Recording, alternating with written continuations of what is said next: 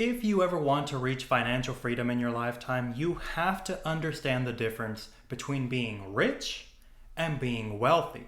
And here are 4 concepts that have been crucial in my financial journey that could be of some use to you as well. Let's not waste any more time and get right into it. Starting with number 1, you have to be aware and avoid the Diderot effect. And in a nutshell, the Diderot effect is basically when you buy one nice or new or luxurious item, and then all of a sudden everything around that item suddenly needs to be upgraded as well. And let me tell you a story of when I fell victim to this psychological phenomenon. I was in my early 20s and I was about to get married, and I had it set in my mind that I had to have a bespoke or custom suit on my wedding day. So I made sure of doing just that. I got the new suit, and then as I was trying it on, making sure everything fit okay, all of a sudden my shoes looked really old, and I was like, you know what? I need some new shoes. I want to have some nice shoes to go with my new suit, right? Well, one thing led to another, and then all of a sudden I had a new shirt, I had a new tie, I even bought a pocket square for the first time in my life. And I'm sure you get the gist here. I had to upgrade everything around that suit because everything else had to be raised to that level. And all of a sudden, I was hundreds of dollars over budget. To be fair, I really liked how I looked on my wedding day, but you can get yourself into a lot of trouble by falling into the Diderot effect, especially when it comes to big ticket items.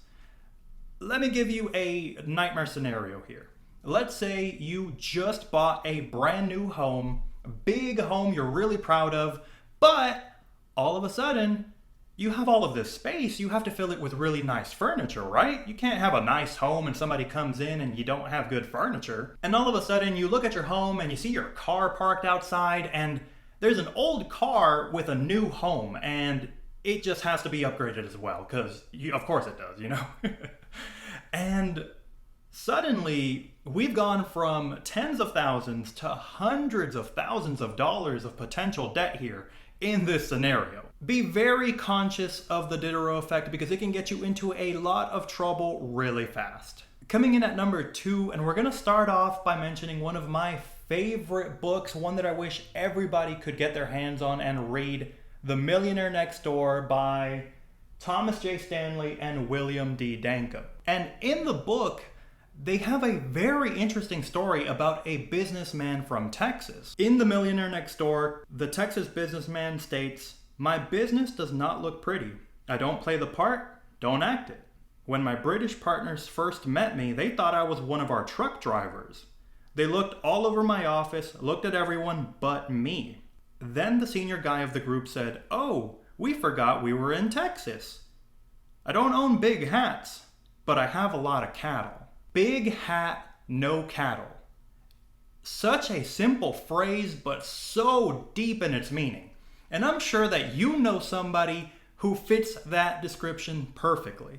Somebody who has the designer clothes, maybe they have a new nice car, they have all of the cool stuff, but if you dig a little deeper, you might find that they spend every single dollar that they make. And Hollywood and media would have you think that people who have money are constantly spending that money. But in truth, just as the title of this book suggests, you might have somebody right next to you who could be a millionaire and you would be none the wiser because they don't go and flaunt their money. Always remember the saying, the rich talk, but wealth whispers. And I know what some of you are thinking, well, what if I just come into a large sum of money in my lifetime? Then I would be set, right?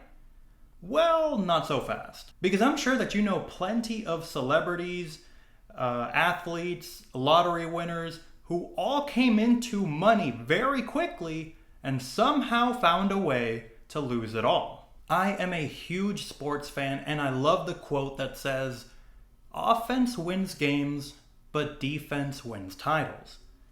In this analogy, offense is bringing in a lot of income, maximizing the amount of money coming in, But defense is making sure that you don't spend it all. Because what good does it do you if you have a high salary? Let's just say hypothetically you make $100,000 a year. If you spend those $100,000 a year, then you're broke. And last but not least, I want to talk to you about the concept of a balance sheet.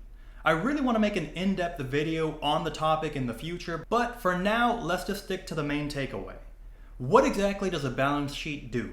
It gives you a financial snapshot at a certain time, and on the balance sheet, you will find 3 key components: assets, liabilities, and the difference between these two will give you your net worth. So what are some examples of assets?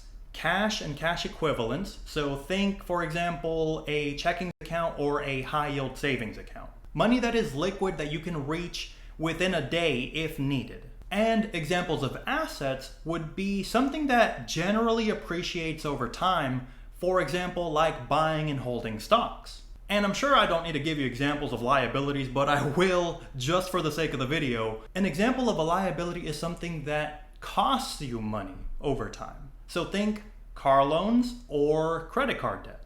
Again, we're really not going to go into the details in this video, but just know the basics of a balance sheet. The goal is to increase the number of cash and assets on the top side of the balance sheet and to decrease the number of liabilities. This will increase your net worth over time.